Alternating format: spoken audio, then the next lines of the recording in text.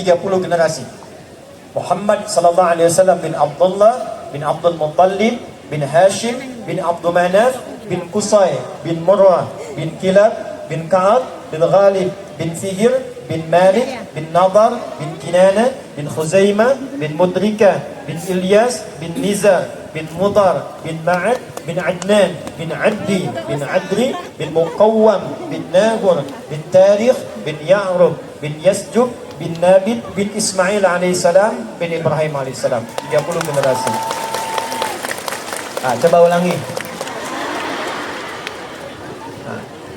Saya mau katakan, kita harus bangga jadi umat Nabi Muhammad, Nabi yang istimewa, karena semua Nabi dan Rasul itu ingin sekali membersamai dan ikut dakwahnya beliau. Sampai-sampai mendoakan. Sampai-sampai mendoakan. Nah, saking jauhnya jarak dari Nabi Ibrahim, Nabi Ismail ke Nabi Muhammad SAW, itu masih memohon kepada Allah, ya Allah, istimewakan Nabi terakhir yang luar biasa itu lahirnya di dekat Ka'bah. Satu-satunya Nabi Rasul yang lahirnya di dekat Ka'bah hanya Nabi Muhammad SAW.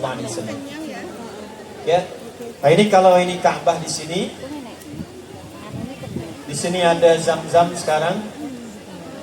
Ini ada Hotel Sofwa, sini jalan, ini Hilton, ini jalan lagi ke sini, ini Istana Raja, ini bukit namanya Jabal Qubais. Kalau Anda haji atau umrah, mudah-mudahan yang belum disegerakan ya.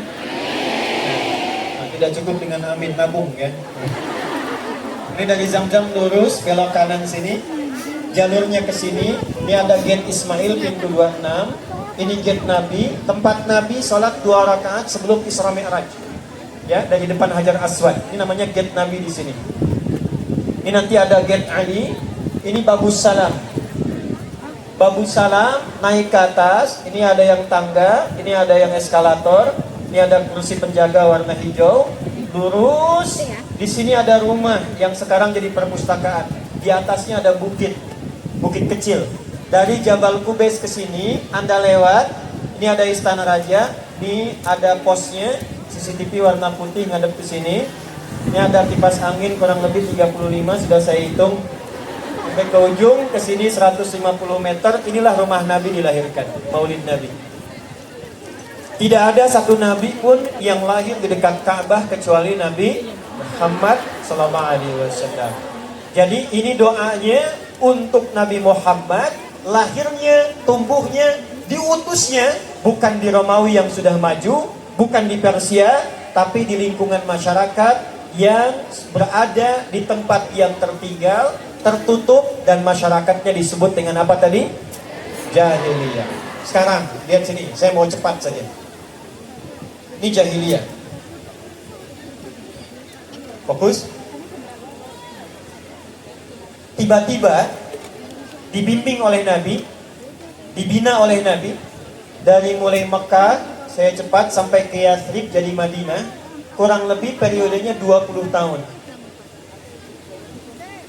Orang-orang yang disebut tadi, Umar bin Khattab, Ali bin Abi Thalib, Uthman bin Affan, Abdurrahman bin Auf, Fatimah binti Muhammad SAW, Aisyah ya binti Abu Bakar radhiyallahu taala anhuma, semua orang itu yang tadinya punya kebiasaan secara umum, walau tidak semuanya, dekat dengan tradisi jahiliyah, tiba-tiba berubah jadi orang terbaik di zaman itu.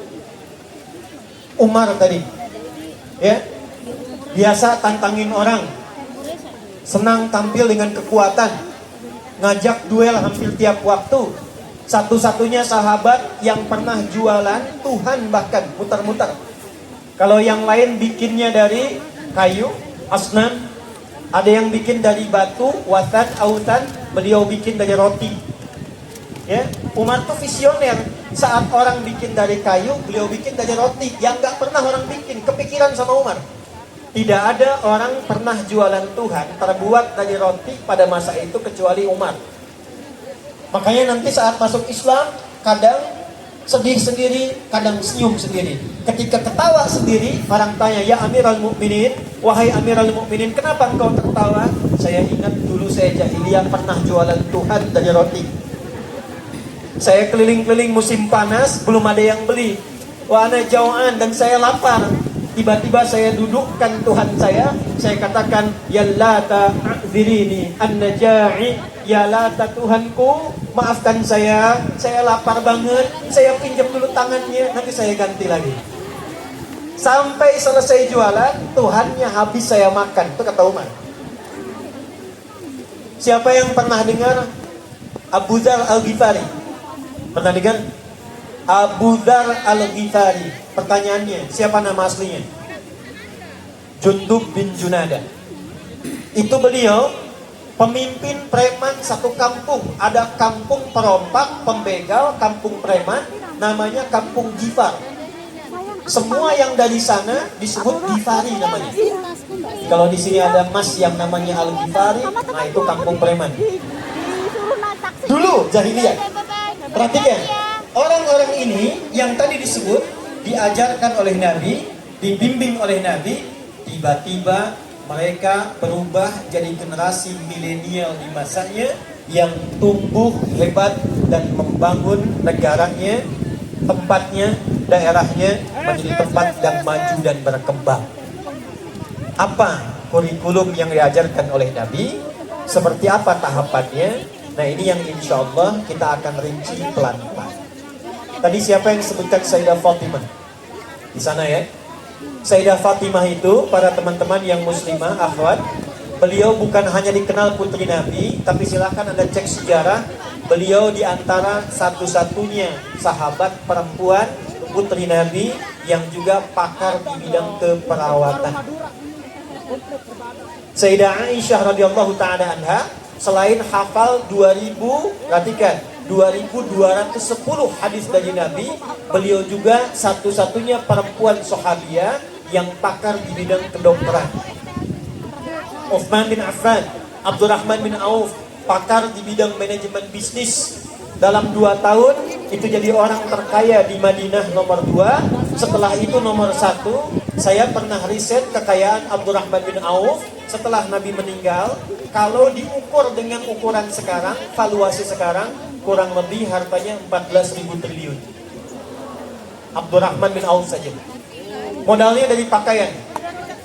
Tapi diajarkan oleh Nabi, ya, tuntunan berkehidupan, tiba-tiba berubah jadi orang paling hebat di masanya.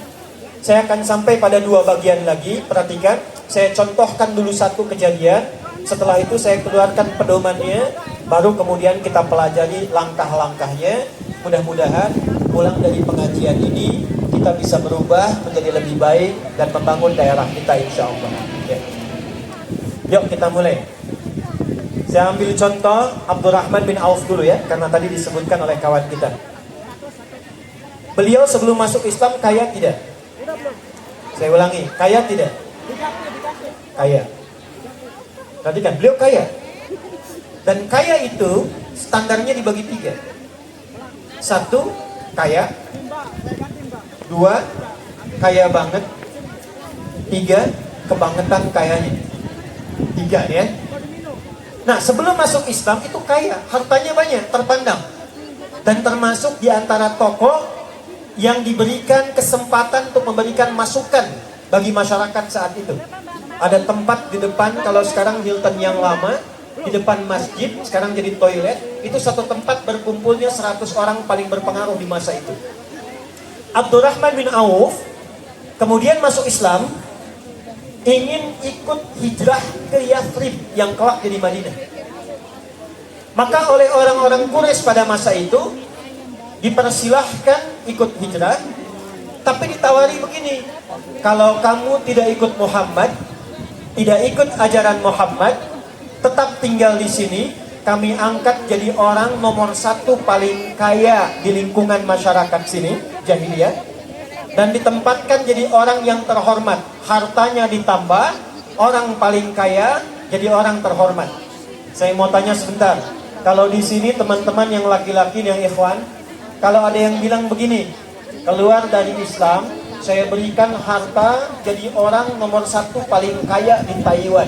Kira-kira pilih kaya atau pilih tetap muslim? Pilihannya gini nih, paling gampang ya. Ya. kaya tapi murtad, atau pas-pasan tapi muslim. Nggak ada pilihan ketiga. Dua aja tuh. Hah? Apa tuh? Udah. Ya, Abdurrahman bin Auf memilih, nggak apa-apa, saya berangkat, harta diambil, besok lusa harta bisa dicari, tapi iman belum tentu bisa diganti. Ya, bikin status tuh. Lihat sini.